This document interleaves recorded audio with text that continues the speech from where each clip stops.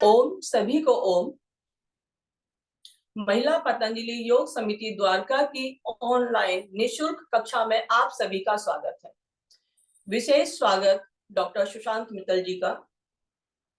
आज आपका विशेष सत्र रहेगा। आपका विषय है प्रारंभिक स्तर पर कैंसर को जानना एवं उसका उपचार कैसे करें। धन्यवाद आदरणीय शांता दीदी जी का, जिनके माध्यम से हम आपसे मिल पाए। आप उनके दामाद भी हैं और पहले भी हमारी कक्षा में आ चुके हैं। बहुत अच्छा सत्र रहा, बहुत लोगों को लाभ भी रहा। एक दो ऐसे भी लोग थे जो हमारे उसमें कैंसर के पेशेंट भी थे, उन्होंने आपको कांटेक्ट भी किया और आपने उनका समाधान भी बहुत अच्छे से किया। आदरणीय शांता दीदी राज्य कार्यकारिणी है, उनका मार्गदर्शन हमें समय समय पर मिलता रहता है, उनका बहुत बहुत धन्यवाद। डॉक्टर साहब का विशेष स्वागत करते हुए अनिल शर्मा जी से रिक्वेस्ट करूंगी कि उनका परिचय सभी साधकों को कराएं। वैसे तो बहुत सारे लोग जानते हैं, कुछ साधक हमारे साथ नए जुड़ते हैं हर बार, तो इसलिए एक बार परिचय होना जरूरी है। धन्यवाद। स्वागत है डॉक्टर साहब का। अनिल शर्मा जी, आपसे अनुरोध है कि डॉक्टर साहब का परिचय कराएं प्लीज। जी, डॉक्टर साहब का ठीक कहा। डॉक्टर साहब का परिचय बहुत ही विस्तृत है और हम स्वागत करते हैं उनका। शांता जी का बहुत धन्यवाद देते हैं कि उनके कारण से डॉक्टर साहब संपर्क में आए। डॉक्टर साहब इस समय, जहाँ तक मेरी जानकारी है, जो मैक्स सुपर स्पेशलिटी हॉस्पिटल है शालीमार बाग, उसमें आप एसोसिएट डायरेक्टर हैं। इससे पहले आप एक्शन बालाजी में थे, गुड़गांव के कुछ प्रमुख हॉस्पिटल्स में भी आप रहे हैं। आपके जो स्पेशलाइजेशन के दो विषय रहे हैं, आपका जो स्पेशलाइजेशन है वो रहा है, एक तो ऑन्कोलॉजी जो कैंसर से संबंधित ट्रीटमेंट है, और दूसरा आप एमडी इंटरनल मेडिसिन रहे हैं। तो ये दोनों विषय मैं समझता हूँ जुड़ते भी हैं, और आपका जो स्पेशलाइजेशन है, खास तौर से जो एक्सपर्टीज है, वो आपका एक्सपर्टीज जो कैंसर से रिलेटेड, ब्रेस्ट कैंसर है, लंग्स कैंसर है, ब्लड कैंसर है, इन सारे विषयों पर आपका विशेष अध्ययन है। आपके बड़ी संख्या के अंदर जो रिसर्च पेपर हैं नेशनल इंटरनेशनल मैगजीन में प्रकाशित हुए हैं, और आपका जो व्यवहारिक अनुभव भी है, जैसे सरोज जी बता भी रही थी कि अपने यहाँ से भी जो एक दो पेशेंट गए थे, तो उन्होंने जो डॉक्टर साहब का जो एडवाइस था उनको बहुत यूजफुल रहा, और वो बाद में बड़ा इस बात के लिए बड़ा धन्यवाद करते रहे कि डॉक्टर साहब के कारण से उनको बड़ी मदद मिली। तो जब हम लोगों की चर्चा हुई तो यही हुआ कि हम ऐसा विषय रखें जो सब लोगों के लिए उपयोगी हो, क्योंकि ये रिकॉर्डिंग होती है, बाद में भी बहुत सैकड़ों लोग देखते हैं। तो डॉक्टर साहब का जो एक्सपर्टीज और एडवाइस है वो हमारे लिए बहुत इंपॉर्टेंट होगा। मैं डॉक्टर साहब से निवेदन करता हूँ कि डॉक्टर साहब कृपया हम सब लोगों को एडवाइस करें, गाइड करें, मार्गदर्शन करें। डॉक्टर सुशांत गुप्ता जी। सुप्रभात।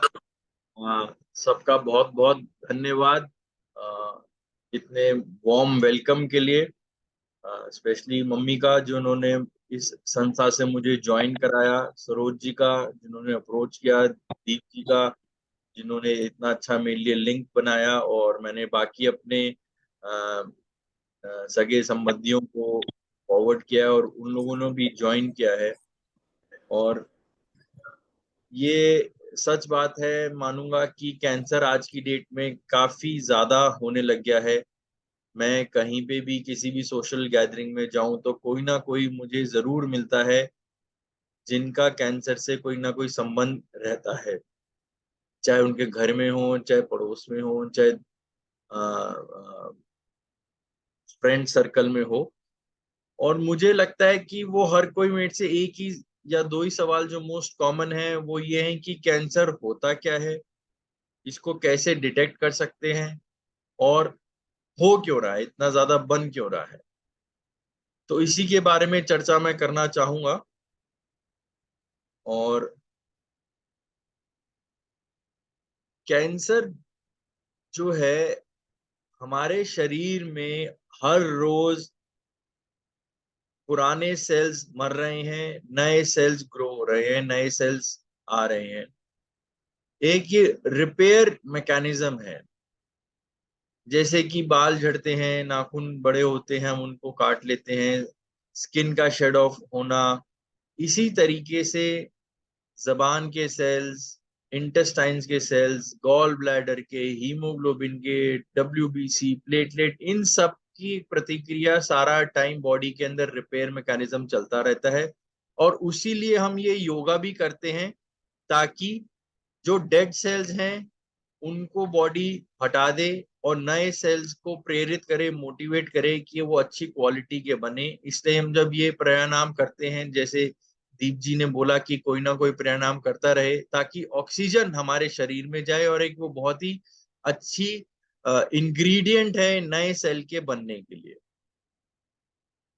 तो मान लीजिए आज मेरे स्टमक के 4000 सेल्स पुराने हो गए, उनकी डेड हो गए हो, तो बॉडी नए 4000 सेल्स बनाएगी ताकि उनको वो रिप्लेस कर सके। ये रिपेयरिंग मैकेनिज्म पूरी बॉडी के अंदर चलता रहता है।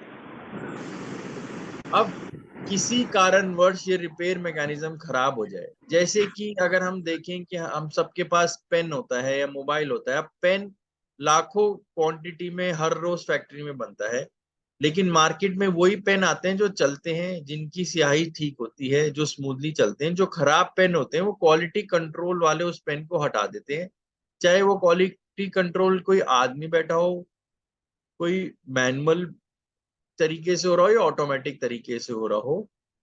तो वो क्वालिटी चेक खराब चीजों को मार्केट में आने नहीं देता। उसी तरीके से हमारी बॉडी का रिपेयर मैकेनिज्म खराब सेल्स या दूषित सेल्स या जिनके अंदर ढंग से डीएनए नहीं बना होता, उन सेल्स को नहीं आने देता। लेकिन अगर ये रिपेयर मैकेनिज्म खराब हो जाए तो खराब सेल्स भी बॉडी के अंदर ग्रो होते चले जाएंगे नॉर्मल सेल्स की तरह। तो अब वो रिपेयर मैकेनिज्म किसी वजह से भी खराब हो सकता है, चाहे वो स्मोकिंग से हो, चाहे अल्कोहल से हो, चाहे टोबैको से हो, या फिर अडल्ट्रेटेड फूड हो, पेस्टिसाइड खाने में इतना आने लग गया है, हॉर्मोन्स इतने ज्यादा आने लग गए हैं खाने में। आजकल आप देखेंगे तो टमाटर एकदम लाल टमाटर है, खीरा इतने बड़े बड़े खीरे हैं, अमरूद देखिए इतने बड़े बड़े साइज के हैं। तो ये सब कैसे हो रहा है? क्योंकि एक जो जमीन है उसके अंदर पैदावार ज्यादा चाहिए, उसकी वजह से केमिकल्स का उपयोग इतना ज्यादा बन गया है कि वो खाने के जरिए से हमारे शरीर में जाता है। खाने के यूटेंसिल्स की क्वालिटी, जिस नमक का, जिन इनका स्पाइसेस का हम यूज कर रहे हैं, उसके अंदर अडल्ट्रेशन इतने लेवल पे आ चुकी है। बहुत से हमने लोग देखे होंगे जो एक्सपोर्ट क्वालिटी की चीजें बाहर भेजते हैं, चावल हो गया, गेहूं हो गया, फल हो गया। उनसे अगर आप डिटेल में बात करो तो पता लगता है कि काफी कुछ जो मटेरियल आउटसाइड इंडिया जाता है वो हिंदुस्तान के लोगों को नहीं मिलता खाने के लिए। उस क्वालिटी का फ्रूट, उस क्वालिटी के सब्जियां, उस क्वालिटी के स्पाइसेस हमें नहीं मिलते। इसलिए हम जब बाहर जाते हैं या विदेश जाते हैं तो हमें वहां के फल बहुत ही स्वादिष्ट और रसीले लगते हैं। तो यही कारण है कि इन चीजों की वजह से, पोल्यूशन की वजह से इतना ज्यादा स्ट्रेस हो गया है। आजकल आप बीपीओ इंडस्ट्री में देखिए, लोग 2:30 5 बजे तक काम करते हैं सुबह, और जाके फिर 11 बजे सोते हैं। तो उसकी वजह से बॉडी की सिर्कैडियन रिदम खराब हो जाती है, हीलिंग मैकेनिज्म खराब होता है। प्रकृति ने बनाया है कि आप 10 बजे सो जाएं, 4 बजे उठ जाएं, 5 बजे उठ जाएं, ताकि बॉडी हील कर सके, अपने आप को रिपेयर कर सके। लेकिन उस टाइम आप जागे हुए हैं, ब्रेन उत्तेजित है, बॉडी रिलैक्स नहीं कर रही, उस टाइम आप पेप्सी, कोला, सोडा, इधर उधर की चीजें, चिप्स खा रहे हैं। तो उसकी वजह से body is not able to recover itself, और धीरे धीरे करके ग्रेजुअली ये एक इम्पेयर्ड रिपेयर मैकेनिज्म की वजह से शरीर में कैंसर बनना शुरू हो जाता है। सेकंड सवाल कि इसके अर्ली साइन एंड सिम्टम क्या है जिसकी वजह से कैंसर बनता है। तो कोई भी ग्रोथ, कोई भी एबनॉर्मल चीज जो होती है वो पहले स्वाभाविक नॉर्मल सी लगती है, अब जैसे किसी के मुंह में छाले हैं, तो छाले सभी को होते हैं, 10 दिन 15 दिन के अंदर वो छाले ठीक हो जाते हैं, मुंह के अंदर छाले। या पेट में किसी को गैस बनती है, डिस्पेप्सिया रहता है, डकारे आना, पहले 4 रोटी खा पाते थे अब 2 ही रोटी खा पाते हैं, पेट भरा भरा लगना, एसिडिटी होना, लेडीज के अंदर स्पेशली मेंसेस बंद हो जाने के बाद पोस्ट मेनोपॉजल 50-55 की उम्र में भी ब्लीडिंग होना, स्पॉटिंग होना, या फिर ब्रेस्ट के अंदर कोई लंप होना जिसके अंदर कोई दर्द नहीं हो रहा। बहुत सी लेडीज मेरे पास आती हैं कि ब्रेस्ट में लंप था, 5 महीने हो गए, साल भर हो गया, हमें इसमें कोई दर्द नहीं था तो हमने दिखाया नहीं, तो उसकी वजह से ये गांठ धीरे धीरे धीरे बनती चली जाती है। तो अगर हम इन साइन एंड सिम्टम पे ध्यान दें और रेगुलरली अपना चेकअप कराएं, तो हम इन चीजों को जल्दी पकड़ सकते हैं।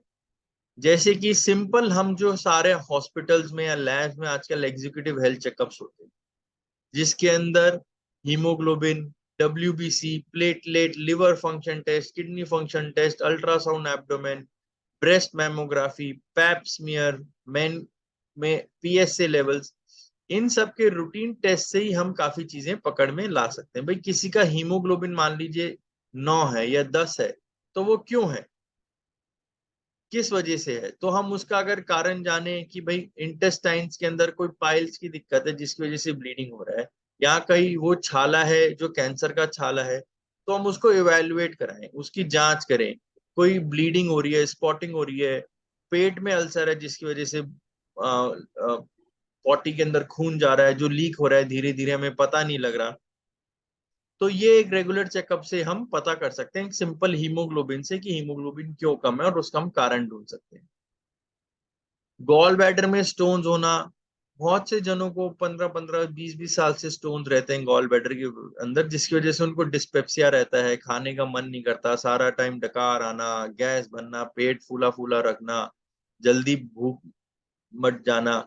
तो इस कारण की वजह से वो जो पत्थर होते हैं, गॉल स्टोन्स होते हैं, वो धीरे धीरे आपस में रगड़ खा खा के, गॉल ब्लैडर की दीवार से रगड़ खा खा के धीरे धीरे उसको स्टोन में कन्वर्ट कर देते हैं।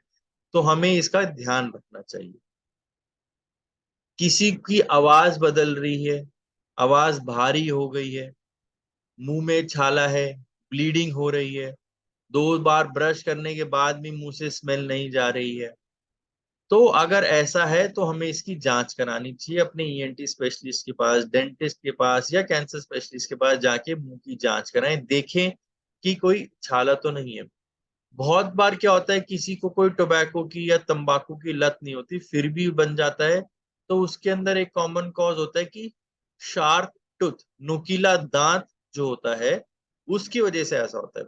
आप 15-20 साल से उस दांत के ऊपर वो जबान रेस्ट करती है रात को 8-9 घंटे, तो किसी भी नुकीली चीज पे अगर कोई नॉर्मल चीज रेस्ट करेगी तो धीरे धीरे करके उसके अंदर छाला बना देगी, अल्सर बना देगी, जो कि कैंसर का रूप धारण कर सकता है।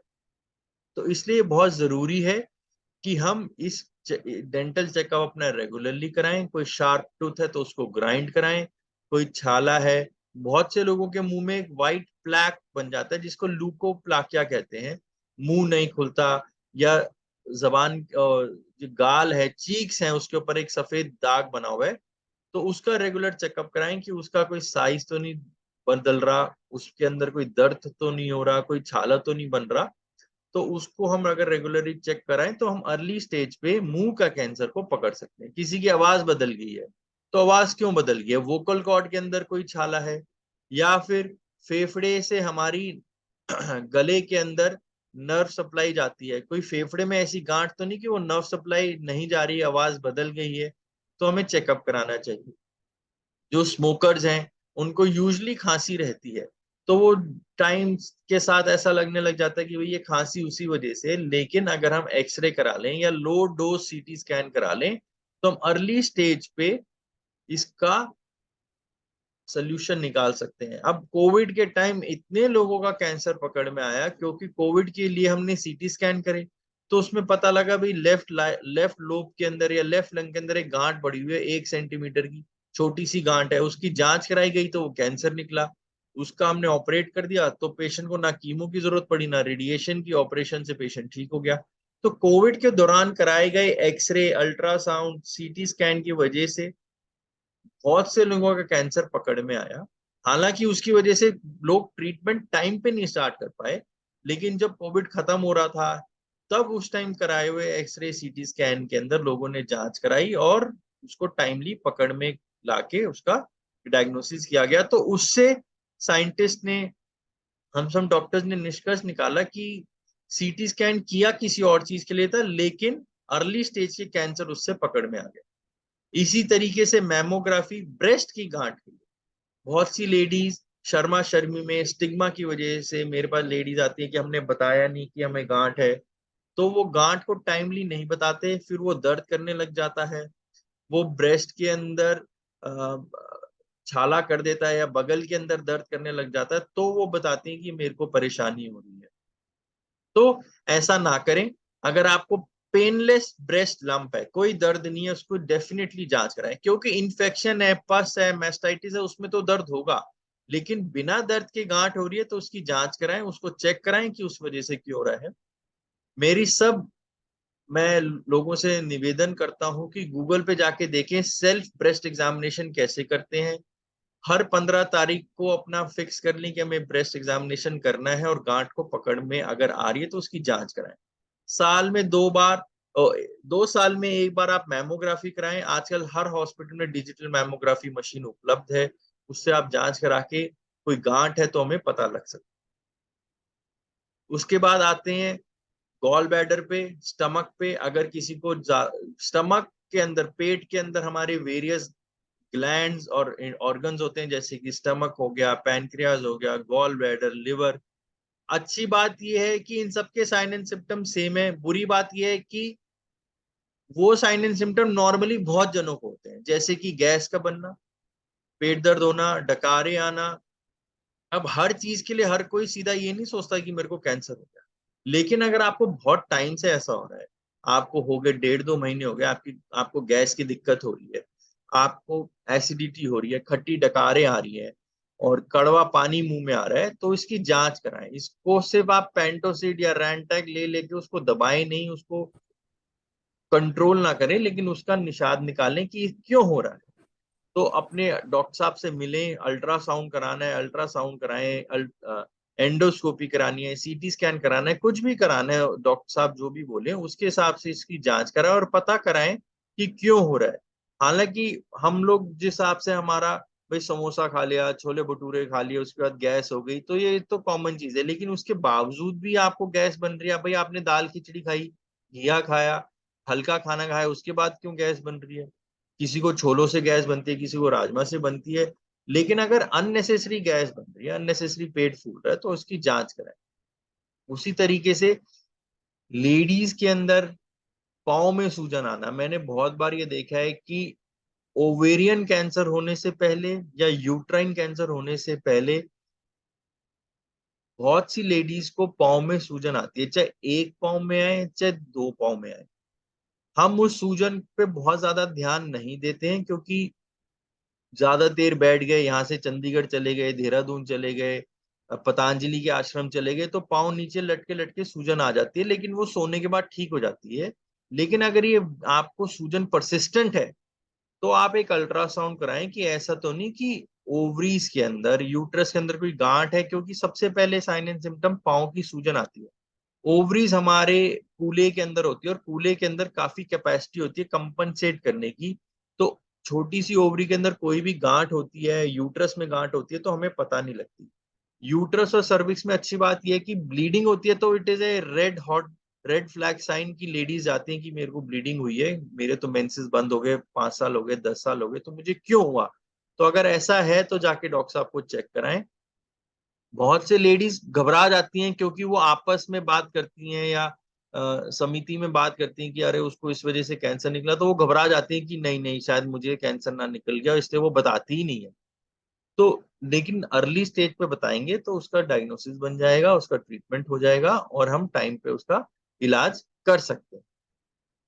उसी तरीके से गर्दन में, बगल में किसी को गांठें आ रही हैं, जैसे एक टॉन्सिल होता है, किसी को टॉन्सिल हो जाए तो गर्दन में गांठें आ जाती हैं, जिसको लिम्फ नोड कहा जाता है। लिम्फ नोड एक बहुत ही नॉर्मल सा ऑर्गन है हमारे शरीर का, जिसका काम होता है कि इन्फेक्शन को वहीं तक सीमित रखना। भाई टॉन्सिल हो जाए तो इन्फेक्शन गले तक ही सीमित रहे, फेफड़ों में ना जाए। हाथ में इन्फेक्शन हो जाए तो बगल के अंदर गांठें आ जाती है। तो अगर किसी की गांठें बन रही हैं तो हो सकता है कि वो टीबी हो, या हो सकता है वो इन्फेक्शन हो। लेकिन अगर परसिस्टेंट है, बुखार आ रहा है, शाम को रोज आपको 99-100 डिग्री बुखार आ रहा है, वजन कम हो रहा है, इतनी पसीने आ रहे हैं, एसी में भी पसीने आ रहे हैं कि कपड़े बदलने पड़ रहे हैं, भूख नहीं लग रही है, वजन कम हो रहा है बिना योगा या एक्सरसाइज किए, तो आपको इस चीज की जांच करानी चाहिए कि ऐसा क्यों हो रहा है। हो सकता है ये अर्ली स्टेज का लिम्फोमा हो या ब्लड कैंसर हो, जिसकी वजह से ऐसा हो रहा हो, तो हम उसकी जांचें कर सकते हैं। एक बहुत ही कॉमन कॉज होता है लो बैक एक। बहुत जनों को लो बैक एक होता है, यंगस्टर्स को भी होता है, एल्डरली पॉपुलेशन की भी होता है, क्योंकि आजकल सिडेंट्री लाइफस्टाइल हो गया, सिटिंग पोस्चर ठीक नहीं है। तो इसकी वजह से, बैक एक होने की वजह से बहुत से लोग ये सोचते हैं कि ये दवाई लेनी ऑस्टियोपोरोसिस की वजह से है, दवाई लेनी कैल्शियम कम हो गया है, लेनी है। उसकी वजह से ये ऐसे हड्डियों में दर्द होने लग जाता है। तो हम ऑर्थोपेडिक्स के पास जाते हैं तो वो चेक करते हैं, कुछ टाइम के लिए वो कैल्शियम की दवाइयाँ, विटामिन डी, ये सारी दवाइयाँ देते हैं। लेकिन अगर दर्द ठीक नहीं हो रहा तो हम एक्सरे करें या बोन स्कैन करें। बहुत से लोगों के अंदर प्रोस्टेट कैंसर की पहला सिम्टम लो बैक एक या हड्डियों में दर्द करके आता है, क्योंकि प्रोस्टेट की बीमारी हड्डियों में फटाफट फैलती है। तो अगर ऐसा कोई है तो उसकी जांच कराएं, डॉक्टर से मिलें, और अगर वो दर्द ठीक नहीं हो रहा तो हो सकता है कि वहां कोई हड्डी में तकलीफ हो, उसकी हम टाइमली डायग्नोसिस करके उसका ट्रीटमेंट कर सकते हैं। तो ये जो सारे अर्ली साइन एंड सिम्टम्स हैं, ये ब्रॉडली मैंने आपको बताए हैं, जिसकी वजह से हम इसका निदान कर सकते हैं। अब अगर मैं ट्रीटमेंट की बात करूं या डायग्नोसिस की बात करूं, बहुत सारी मिथ हैं, बहुत सारी शंकाएं हैं लोगों के मन में कि अगर हम बायोप्सी कराएंगे तो बायोप्सी कराने से बीमारी फैल जाती है, सोते हुए शेर को जगा देते हैं और बीमारी फटाफट फैलने लग जाती है। ऐसा नहीं होता है। अगर हम ट्रेन डॉक्टर से ढंग की जगह पे बायोप्सी कराएं, सारी प्रिकॉशन और सेफ्टी लेके, तो ऐसे बीमारी नहीं फैलती है। अगर ऐसा होता तो medical council of India biopsy को बंद कर देती, उसको बैन कर देती। लेकिन मेरे हॉस्पिटल में तो मैं हर रोज की 10-15 बायोप्सीज कराता हूँ। जरूरी नहीं कि हर बायोप्सी में कैंसर निकले, उसके अंदर हो सकता है टीबी निकले, हो सकता है उसमें कोई और बीमारी निकले। तो हमें बायोप्सी कराने से डरना नहीं चाहिए। लोग कहते हैं कि बस एक एफएनएसी कर दो, तो लेकिन एफएनएसी से हमें सारी जानकारी नहीं मिलती है। साइंस ने बहुत तरक्की कर ली है, साइंस ने प्रोग्रेस करा है, तो उसके लिए हमें बायोप्सी की जरूरत पड़ती है, जिससे कि हम उस पर विशेष जांचें कर पाए। उसके बारे में मैं आपको अभी थोड़ी देर में बताऊंगा कि क्यों ऐसे करा। फिर नेक्स्ट स्टेप होता है पेट स्कैन करना या सीटी स्कैन करना। बायोप्सी से तो हमें बीमारी का नाम पता लगता है। सेकंड स्टेप होता है स्टेज पता करना कि स्टेज फर्स्ट ऑर्गन में है, सेकंड में है, थर्ड है, फोर्थ है। तो वो स्टेज हमें पेट स्कैन से पता लगता है। पेट स्कैन क्या होता है?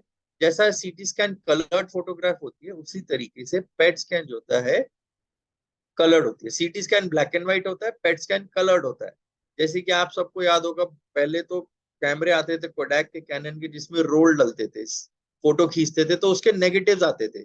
अब वो नेगेटिव के अंदर अगर शादी में 4 लेडीज खड़ी हैं तो आप नेगेटिव देख के नहीं पहचान सकते कि बुआ खड़ी है, कि मौसी खड़ी है, कि चाची खड़ी है, जब तक आप उस रोल को धुलवाते नहीं थे, उसको कलर्ड नहीं कराते।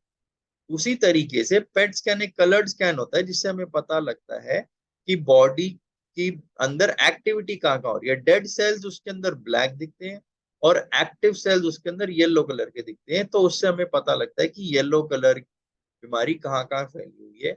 नॉर्मल ऑर्गन्स में भी दिखती है, लेकिन वो हम अपने कंप्यूटर के एनालिसिस से हम पता करते हैं कि कौन सा नॉर्मल ऑर्गन है, कौन सा एबनॉर्मल है।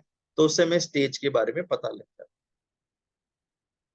अब आती है ट्रीटमेंट की बारी। ट्रीटमेंट 3 तरीकों से किया जाता है कैंसर का। एक तो सर्जरी, जिसको सर्जिकल ऑन्कोलॉजिस्ट करते हैं। एक होता है रेडिएशन, जो रेडिएशन ऑन्कोलॉजिस्ट करते हैं। एक होता है मेडिकल ऑन्कोलॉजिस्ट, जो कि मैं हूं। हम लोग जो ट्रीटमेंट करते हैं, हम या तो इंट्रावीनस यानी इंजेक्शन के थ्रू करते हैं, उसके अंदर या तो कीमोथेरेपी होती है या इम्यूनोथेरेपी होती है, और तीसरी चीज होती है टारगेटेड थेरेपी। अब कीमोथेरेपी क्या हुई, जैसे कि हमने इस घर, मान लीजिए मैंने ये लैपटॉप बंद करना है, एक तो तरीका है कि मैं लैपटॉप का स्विच ऑफ कर दूं, दूसरा तरीका है कि मैं बिजली का जो स्विच बोर्ड में है उस ऑफ कर दूं, और तीसरा तरीका है मैं एमसीबी डाउन कर दूं। अब एमसीबी डाउन कर दूं तो लैपटॉप तो बंद हो गए, साथ में एसी, फ्रिज और पंखे सब बंद हो जाएंगे, तो वो कीमोथेरेपी है। कीमोथेरेपी फास्ट ग्रोइंग सेल्स को डैमेज करती है, तो इसलिए वो कैंसर के सेल्स को मारती है। साथ में जैसे हेयर लॉस होना, नाखूनों का काला होना, मुंह में छाले होना, लूज मोशन होना, नौजिया, वॉमिटिंग होना, ये सब होता है।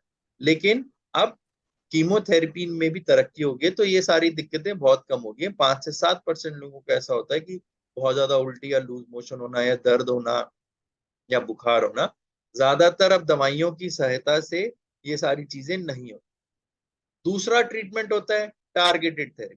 टारगेट थेरेपी का क्या मतलब हुआ, जैसे कि हम यूरिन कल्चर या ब्लड कल्चर कराते हैं देखने के लिए कि कौन सा कीटाणु है और उस पर कौन सी एंटीबायोटिक काम करे, उसी तरीके से हम कैंसर के सेल्स के अंदर स्टडी करते हैं कि कौन सा डीएनए खराब हुआ जिसकी वजह से कैंसर बना। भाई कोई लेडीज हैं जो ना कोई स्मोकिंग करती ना टोबैको लेती, उनको लंग कैंसर हो गया, तो उनका कोई डीएनए खराब हुआ जिसकी वजह से ऐसा हुआ, तो हम वो डीएनए टेस्ट करते हैं, उसमें 13 से 14 डीएनए टेस्ट होते हैं। इसी तरीके से ब्रेस्ट कैंसर के अंदर 4 डीएनए टेस्ट होते हैं, यूट्राइन कैंसर के अंदर 4 डीएनए टेस्ट होते हैं, गॉल ब्लैडर के अंदर 3 होते हैं। तो हम ये डीएनए टेस्ट करते हैं और उसके अंदर जो चीज पॉजिटिव आती है, हम उस डीएनए के हिसाब से उस डीएनए के रिपेयरिंग के लिए हम वो टैबलेट दे देते हैं, और टैबलेट के ट्रीटमेंट से ही पेशेंट ठीक हो जाता है। तीसरा और लेटेस्ट है इम्यूनोथेरेपी।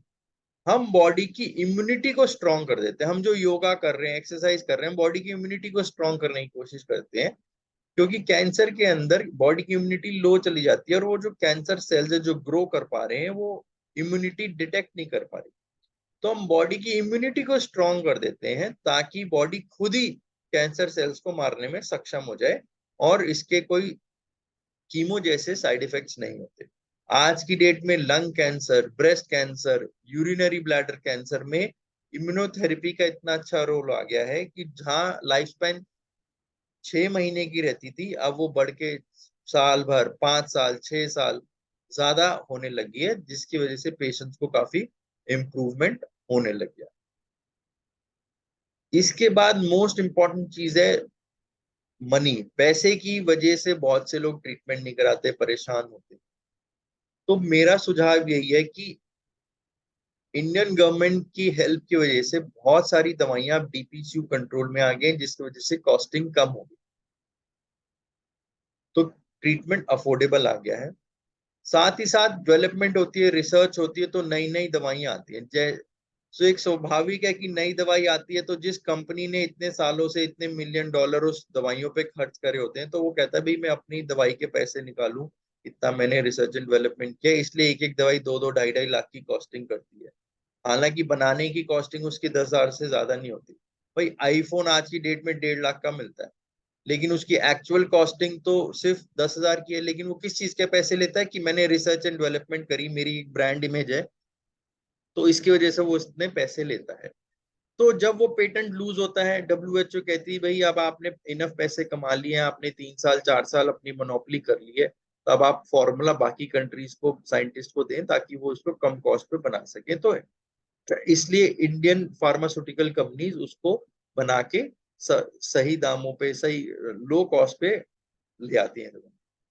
तो मेरा सुझाव यही है कि लोग इंश्योरेंस कराने से कतराते हैं, इंश्योरेंस नहीं कराते। जब वो यंग होते हैं उनको लगता है कि हमें इंश्योरेंस की जरूरत नहीं है, फिर जैसे जैसे उम्र बढ़ती है तो उसकी कॉस्टिंग बढ़ती जाती है, प्रीमियम बढ़ता है, या आपको डायबिटीज, ब्लड प्रेशर हो गया तो इंश्योरेंस कंपनीज आपको इंश्योर नहीं करती। तो मेरा सुझाव ये है कि घर में जो भी लोग हैं उनकी इंश्योरेंस पक्का कराएं। सिर्फ कैंसर के लिए नहीं, किसी भी बीमारी के लिए कराएं इंश्योरेंस, हार्ट के लिए, लंग के लिए, लिवर के लिए, क्योंकि आप इंश्योरेंस कराएंगे तो आसानी से ट्रीटमेंट करा सकते हैं।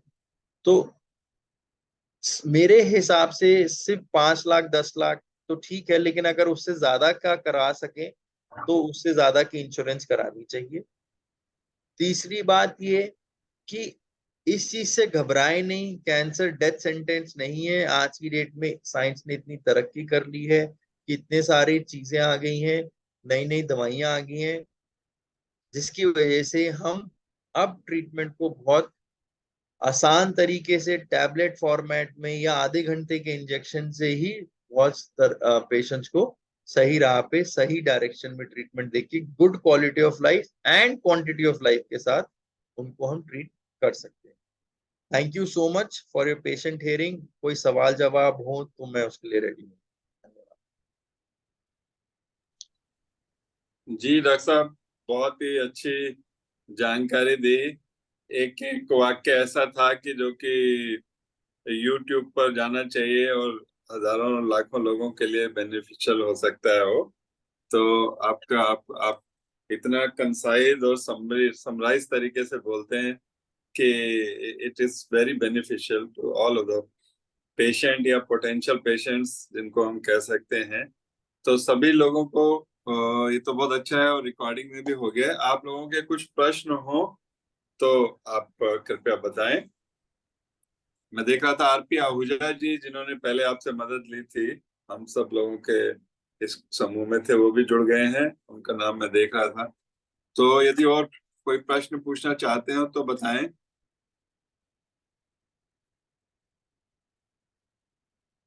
मैं आज लैपटॉप पर नहीं हूँ, मोबाइल पर हूँ किन्हीं कारणों से।